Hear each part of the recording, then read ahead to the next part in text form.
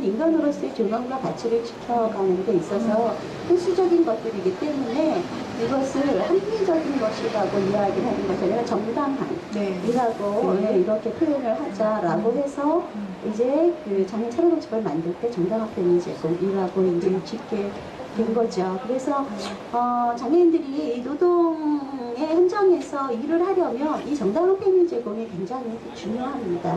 왜냐하면 장애의 특징들이 워낙 다양하잖아요. 이를테면 시각장애인에게 필요한 정당한 편의 제공이 저 같은 지체장애인에게 필요한 편의 제공하고 완전히 다르죠. 네, 그렇기 때문에 장애인의 성별, 장애인의 유형, 장애 유형이라면 지체장애, 뇌병변장애, 시각장애, 청각장애 이런 구별을 이야기를 하는 거고, 네, 그리고 그 각자마다 장애의 정도들이 다 다르잖아요. 그래서 이런 특징들에 따라서 이제 제공을 하도록 하는 거죠. 네.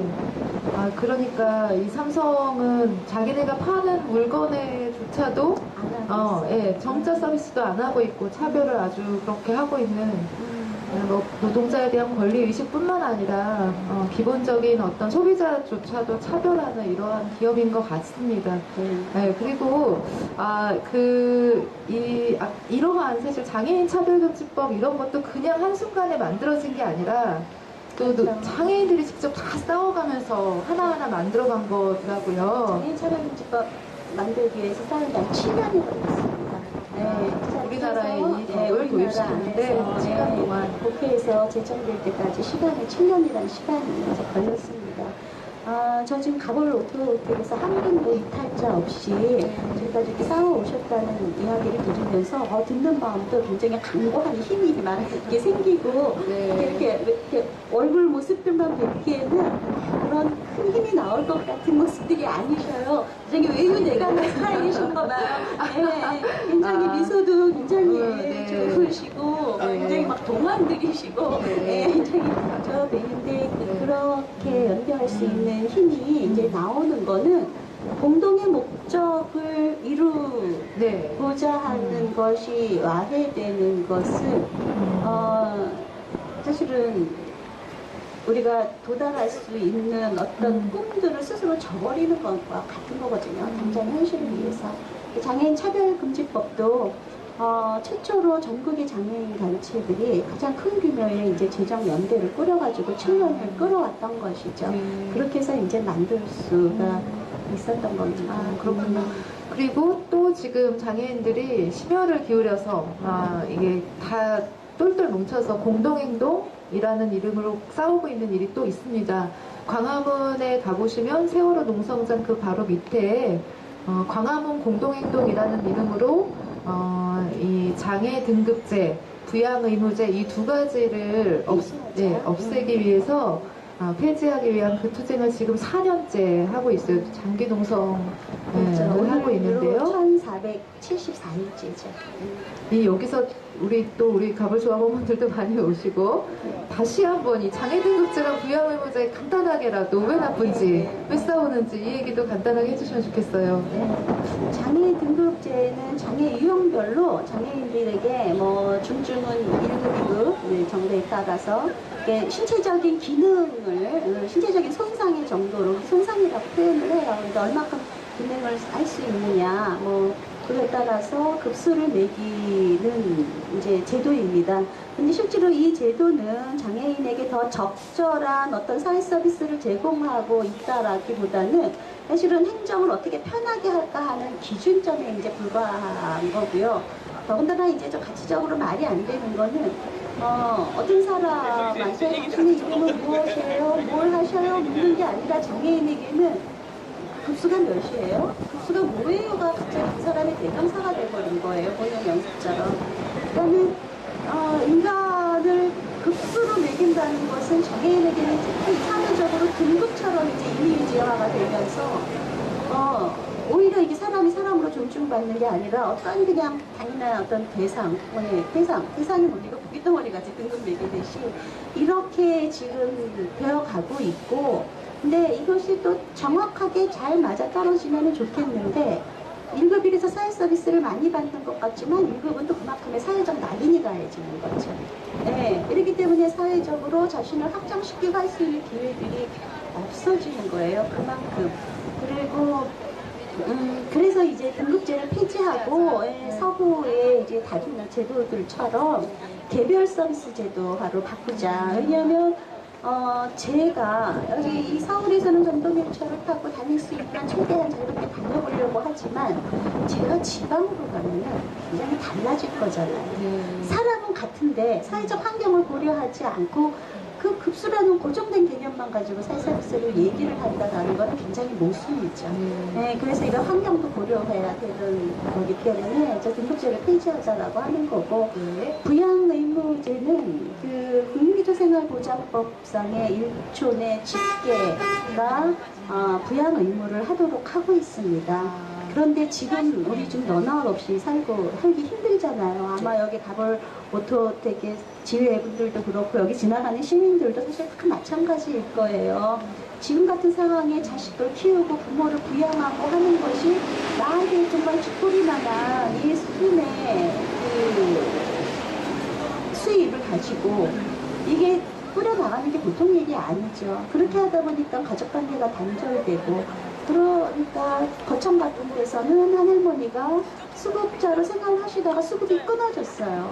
그래서 이유가 국가에서 갑자기 부정수급자를 색출하겠다라고 하면서 전수조사를 하면서 사이한테 집이 있다는 것이, 그런 20, 30년 서로 연락도 떨어져 못하고 살고 지냈던 만나지도 못했던 그런 분인데, 그 노인분이 그렇게 돼서 자식들한테 언제 요즘 살고 너무 힘들잖아요. 네. 그렇기도 해서 자살을 하시기도 했고, 거점 주민센터 그 계단 앞에서 운동을 하셔서 장애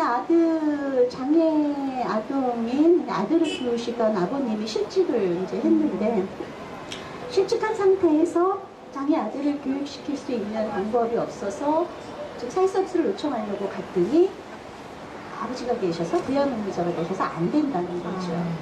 네, 그러니 아버지는 얼른 취업도 하기 힘들고 지금 이 우리나라 이런 현실에서 그래서 차라리 내가 내 자식의 삶에 방해가 되는 거라면 오히려 내가 없는 게 낫지 않겠냐. 내 자식을 국가가 잘 교육시켜주고 잘 치료해달라. 이렇게 하면서 정말 저는 그 마음을 이해합니다. 너무나 불가피한 상황인 거죠.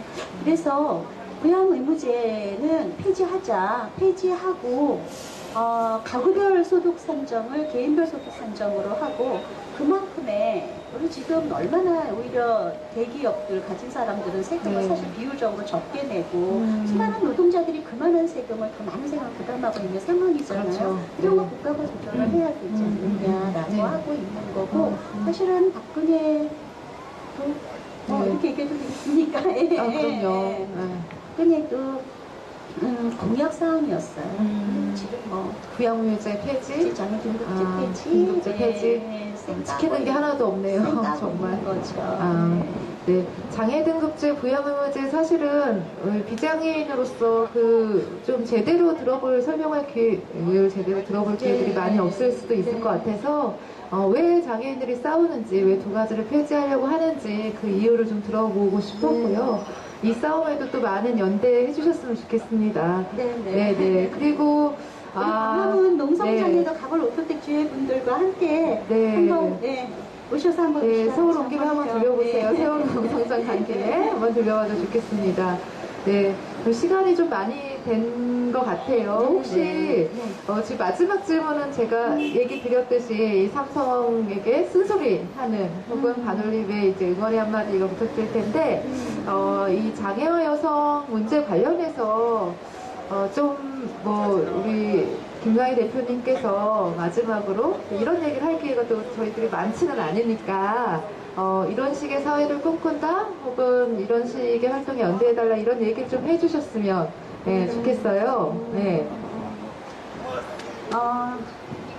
저는 그 사람에 대해서 우리가 이렇게 하다 보면 어떤 사람의 얼굴을 보면 그 사람의 때로는 활짝 웃는 모습 속에서도 그늘과 우스가 느껴질 때가 있잖아요. 그런 것을 느끼면서 그 한 사람의 지금 현재에서 겉으로 보이는 모습이 다가 아니라 그 사람이 살아왔던 환경의 모든 것이 그 사람을 지금 말해주고 있는 거라는 어떤 이해가 굉장히 필요하다라고 생각을 해요. 지금 우리가 이 노동의 현실에서 그리고 특히 삼성 반도체의 지금 76분 중에서 14분만 산재 인정이 된 상태잖아요. 네, 공식 산재 인정을 이렇게 이제 이렇게 싸워보는 과정이 우리가 사회적 인식을 확대하고 있는 것 같지만 사실은 사람들은 굉장히 아직도 여전히 이제 모르고 있는 사람들이 이제 많고 하는 이런 상황에 우리가 어떻게 싸워야 할 것인가 사실은 늘 그런 고민을 해요. 저 자신은 미약하나. 네. 큰 어떤 의제들을 가지고 단결을 하면서 우리는 그 안에서 한 사람 한 사람이 아주 구체적인 이야기들이 나와주고 그 한 사람 한 사람의 구체적인 삶의 이야기들을 주변에도 자꾸 듣고 말하고 하면서 그런 것들을 모아서 다른 사람들한테도 감성으로 이렇게 전달을 해야지 저 사람하고 나하고 같았던 거구나 그래서 싸우는 거구나 이런 어떤 그 전략 같은 것들 좀 우리가 같이 좀 많이 좀 해볼 필요가 있지 않을까 뭐 이제 이런 생각이 이제 드는 거예요.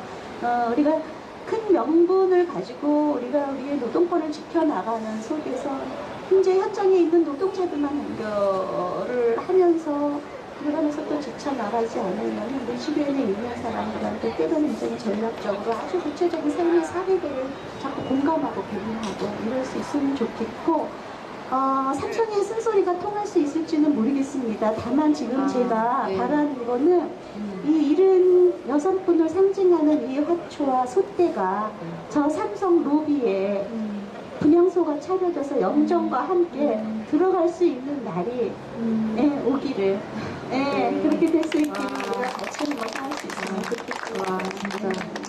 네, 정말 상상 행동이 필요합니다. 예.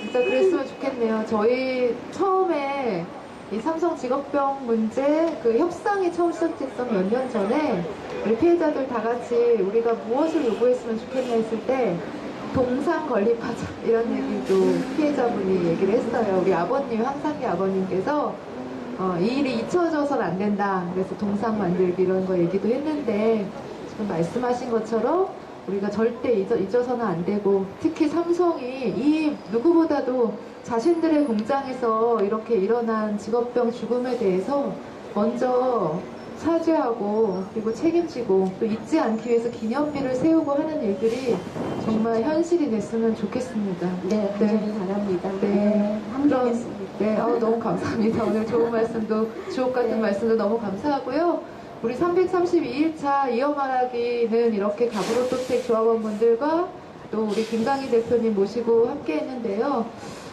우리 네. 마실에서 같이 우리 같이 쭉 같이 그러시군요. 유기용님도 같이 하러 나오셨습니다. 너무 감사합니다. 네.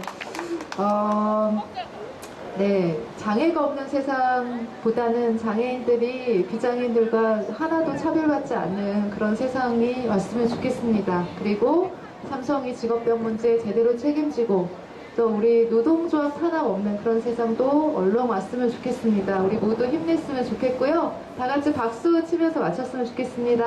감사합니다.